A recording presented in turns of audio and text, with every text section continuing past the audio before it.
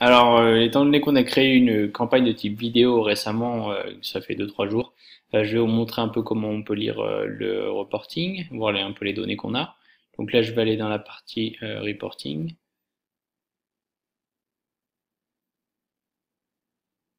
Voilà.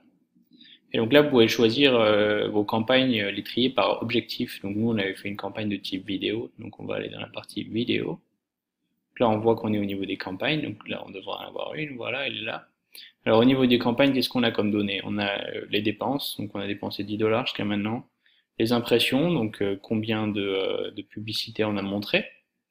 Le coût pour 1000, donc ça nous a coûté à peu près 9 dollars pour 1000 personnes, ce qui se tient à peu près puisque j'ai dépensé 10 dollars. On voit que j'ai dépensé au total 10 dollars pour un peu plus de 1000 impressions. Donc voilà, le coût pour 1000 impressions est de 9 dollars.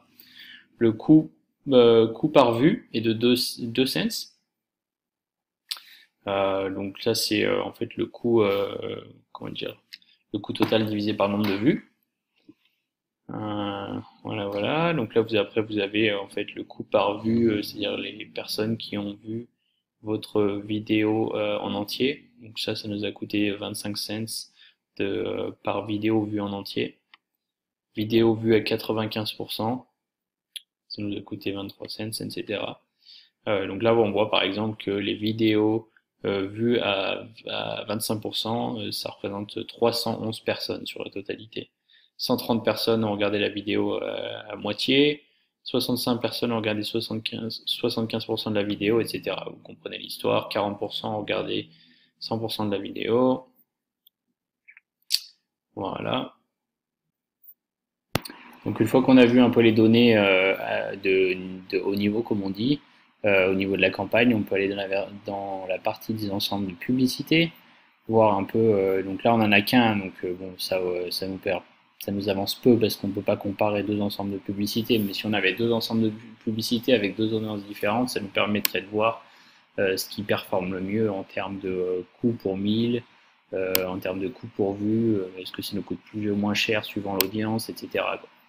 Voilà, et ensuite si vous cliquez dessus pour aller au niveau en fait, de la publicité à l'intérieur, vous pouvez voir des données qui sont là pour le coup liées vraiment à cette pub. Donc là, pareil, hein, vu qu'on en a qu'une, toutes les données qu'on a vues jusqu'à maintenant, elles correspondent à ce pin et cette vidéo.